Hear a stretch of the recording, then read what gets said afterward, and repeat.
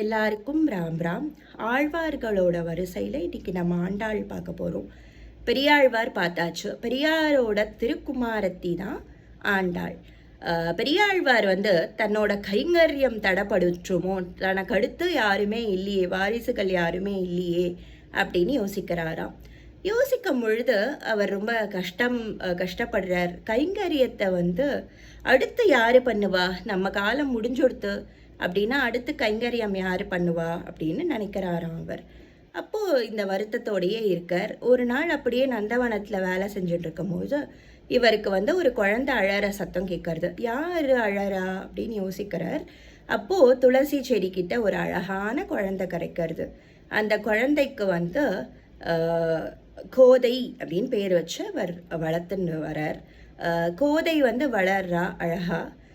பெருமாளை பற்றி சொல்லி கொடுத்தே பெரியாழ்வார் வளர்க்கறதுனால அவள் பெருமாளை பற்றியே யோசித்து பார்த்துட்டு இருக்கா. தான் பெருமாளுக்கு இணையாகுமா, நம்ம பெருமாள் நம்ம சூடிண்ட மாலையை பெருமாள் சூடிண்டா எப்படி இருக்கும் அப்படின்னு சொல்லி அவள் பெருமாளை பற்றியே ஒரு மேனியும் பொழுதொரு வண்ணமும் பெருமாளை பற்றியே நினச்சிட்டு இருக்கா. அவள் எப்பொழுதுமே பெருமாளை பற்றியே நினச்சிட்டு இருக்கிறதுனால பெருமாளையே தான் கல்யாணம் பண்ணிக்கணும் அப்படின்னும் ஆசை வருது அவளுக்கு.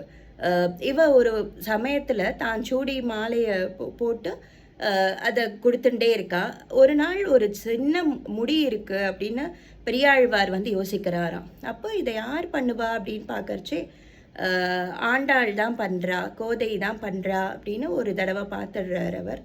என்னம்மா இவ்வளவு அபச்சாரப்பட்டுட்டியே, பெருமாளுக்கு சூடி கொடுக்கலாமா, அது தவறு தானே, நம்ம மானிட பிறவி தானே அப்படின்னு கேட்குறார். அப்போது ஆண்டாள் திட்டிட்டு வேற மாலையை பெருமாளுக்கு சமர்ப்பிக்கிறார். ஆனால் பெருமாள் அதை ஏற்றுக்கலை. பெரியாழ்வாரோட கனவுல ஆண்டாள் சூடி கொடுத்த மாலை தான் தனக்கு வேணும் அப்படின்னு கேட்குறார். அப்போது அன்னிலேருந்து அவள் சூடி கொடுத்த நாச்சியார் ஆயிட்டா. தான் சூடின்ற மாலையை பெருமாளுக்கு கொடுத்தாலோ இல்லையோ, அதனால சூடி கொடுத்த சுடற்கொடி அப்படின்னு ஆண்டாளை நம்ம சொல்கிறோம். அப்போ வளரும் பொழுது பெரியாழ்வார் கல்யாணம் பண்ணி வைக்கணும், அப்போ தம்பதிகளாக பெருமாளுக்கு கைங்கரியம் பண்ணட்டும் அப்படின்னு நினைக்கிறார்.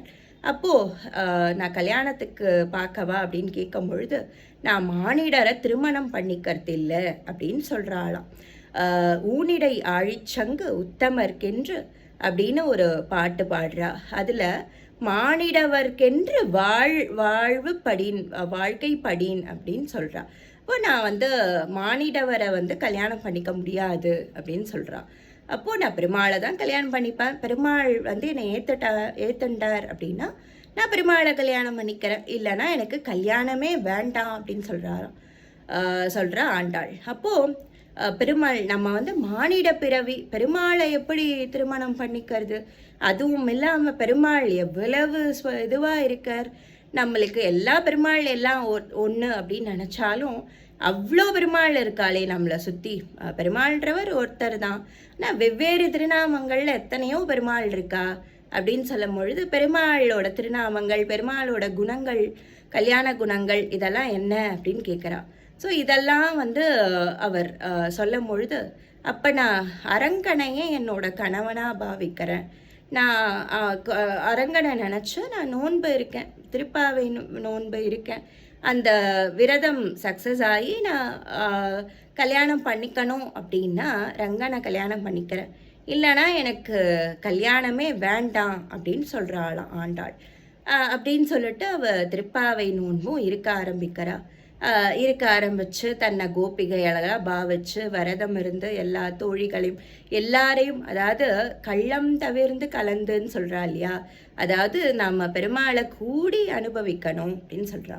அதனால் தனக்கு அந்த பக்த அனுபவம் வேணும் அப்படின்னு எப்படி பெருமாளோட தான் ஒரு பக்தனாக இருந்து பெருமாளோட அனுபவம் வேணும், பெருமாளை கல்யாணம் பண்ணிக்கணும், மீரா எப்படி பெருமாளையே நினச்சிட்டு இருந்தா இல்லையா, அந்த மாதிரி தானும் பெருமாளை கல்யாணம் பண்ணிக்கணும் அப்படின்னு நினைக்கிறா.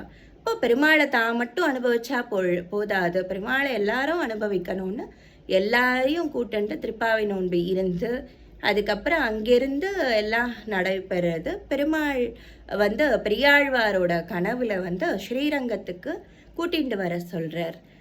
நான் கோதையை கல்யாணம் பண்ணிக்கிறேன் அப்படின்னு கூட்டிகிட்டு வர சொல்கிறாராம். அப்போது இவருக்கு ஒரே சந்தோஷம். அப்போது வல்லபதேவ பாண்டியன்னு அந்த ராஜா வந்து ஸ்ரீவில்லிபுத்தூர் அந்த அந்த பக்கம் மதுரையை ஆட்சி பண்ணிட்டு இருந்தான்.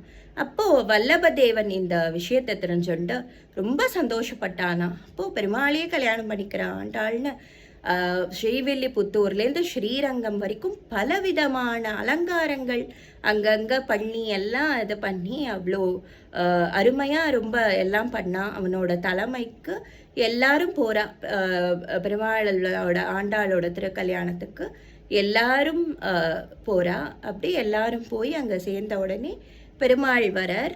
பெருமாள் வந்த உடனே இவ 2 பேரும் வந்து ஐக்கியமாயிடுறா. அப்போது பெரியாழ்வார சொல்கிறார், இவ எனக்குள்ள ஐக்கியமாயிட்டா. பூமி தேவி தான், பூமி பிராட்டி தான் அவள் வந்தா. அவளை வந்து அவளோட என்ன பண்ணணுமோ, எவ்வளோ பக்தியை வளர்க்கணுமோ, பெருமாள் கிட்ட எப்படி மற்றவாளை கூட்டுண்டு போனோமோ, அவள் தன்னோட திருப்பாவையும் நாச்சியார் திருமொழி அது மூலமாகவும் போயிட்டா. அங்கே போயிட்ட அவள் வந்து அழகாக இது பண்ணிட்டா. ஆனாலும் வந்து